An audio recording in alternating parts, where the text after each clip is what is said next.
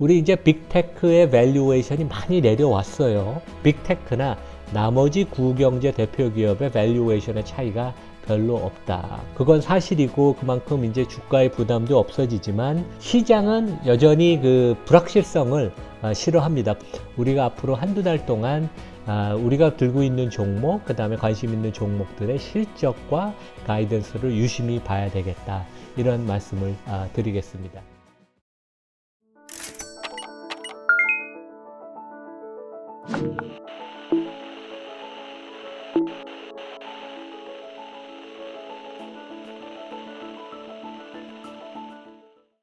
안녕하십니까, 이나무입니다. 2023년 첫 영상인데 여러분들 새해 복 많이 받으십시오.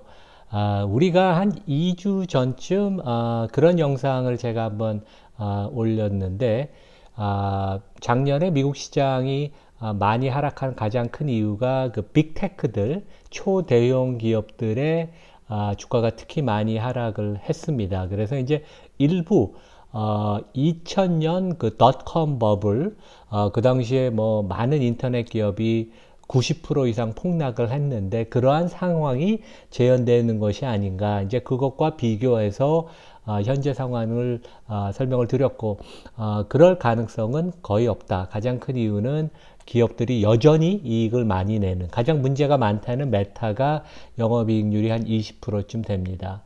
그래서 가장 중요한 것은 현재 밸류에이션이 얼마만큼 내려왔느냐, 그 다음에 이제 앞으로 기업이 이익이 회복을 하느냐 이제 문제인데, 우리가 그 빅테크 기업들을 보면 주가가 많이 빠졌어요. 밸류에이션이 상당히 이제 매력적인 수준에 왔고, 구경제 기업과 비교해도 비싸지가 않아요.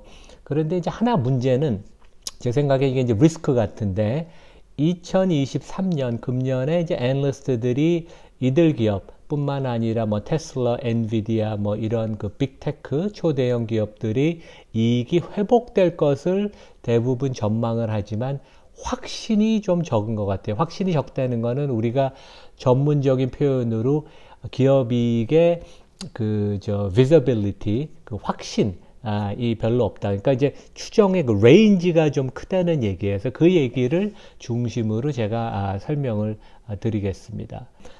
NYS에서 만든 FANG 플러스 지수라고 있어요. 그래서 우리나라에서도 우리 서학개미 분들이 3배 레버리지를 이거 갖고 하는 ETF를 좀 많이 산 걸로 아는데, 여기에는 주식 거래가 많은 초대형 IT 기업들 10개가 포함되어 있습니다. 이걸 기반으로 선물도 만들고 옵션도 만들고, 미국에서는 그런 파생상품 거래를 전문 투자가뿐만 아니라 개인들도 많이 하니까.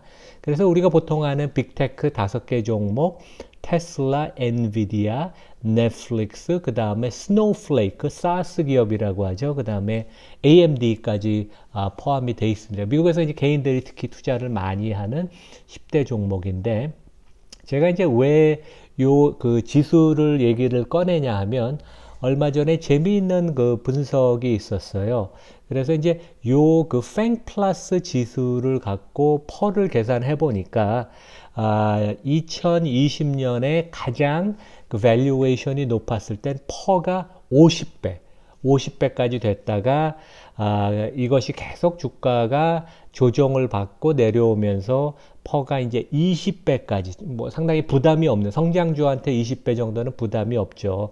여기 이제 그림에 보면 그 하얀색이 이제 퍼가 내려오는 모습을 보이고, 반면에 파란색은 뭐냐 하면 이들 10개 기업의 그 이익을 지수화시킨 거예요. 그래서 100에서 시작을 해서 2019년에 코로나 한참일 때 2020년, 21년에 EPS가 한 2배 이상 100에서 200을 훨씬 훌쩍 뛰어넘었고, 작년에는 이익이 정체 내지 하향되는 모습. 그래서 우리가 이들 10개 기업은 보면 주가가 작년에 조정받은 거의 대부분은 기업 이익은 그래도 버텼는데 이 퍼가 내려왔다. 50배에서 20배. 가장 큰 이유는 금리가 올라감으로써 미래에 이 기업들이 버는 현금의 가치가 이제 줄어드는, 금리와 이제 퍼는 역의 상관관계가 있는 것도 있지만 미래 이익에 대한 불안한 심리, 그런 것들이 반영되지 않았나 이제 저는 생각을 합니다.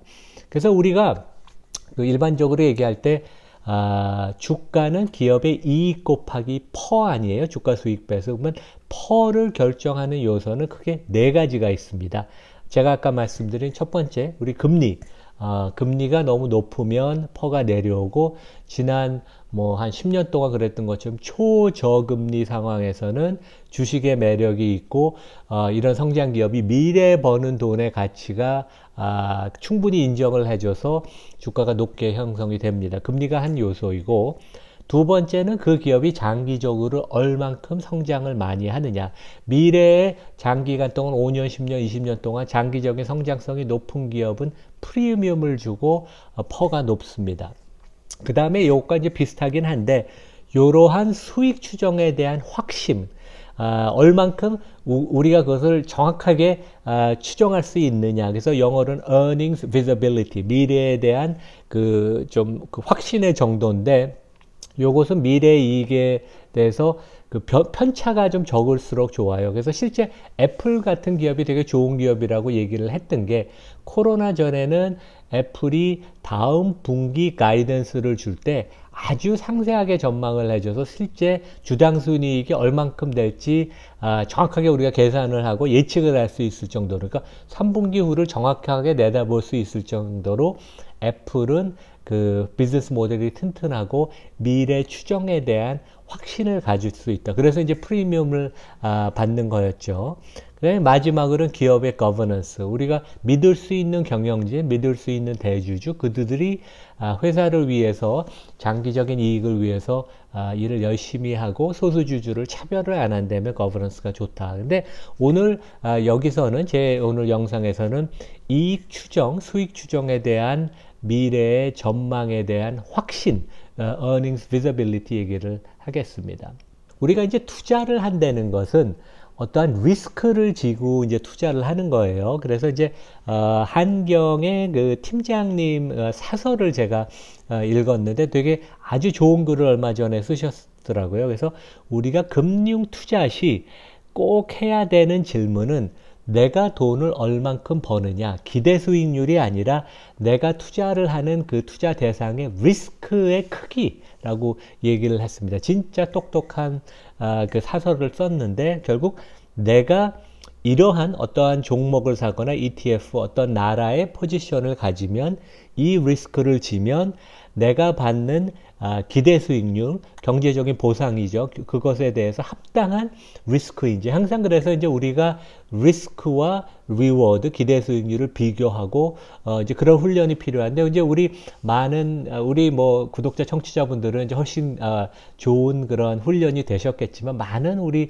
국내 서학개미 분들은 리스크에 대한 훈련이 되어 있지 않아요. 그래서 그 중에 하나가 이제 미래 이익에 대한 확신 인데, 우리가 이제 7개 그 빅테크 기업에 대해서 2023년 이익 전망의 레인지, 이건 이제 컨센서스입니다. 그래서 데이터 트랙이라는 데에서 리서치를 얼마 전에 냈는데, 애플에서부터 빅테크, 엔비디아, 테슬라, 그래서 2023년 이익 추정의 레인지를 가장 낮은 보수적인 것과 가장 공격적인 것을 보여줘요. 그런데 애플은 내년 2023년에 이익 추정치가 EPS 기준으로 6달러에서 7.4달러. 그래서 그 편차가 가장 낮은 거에서 높은 거가 한 22% 차이가 납니다. 6달러 기준으로 22% 이제 가장 높은 추정치는 높다는 거고,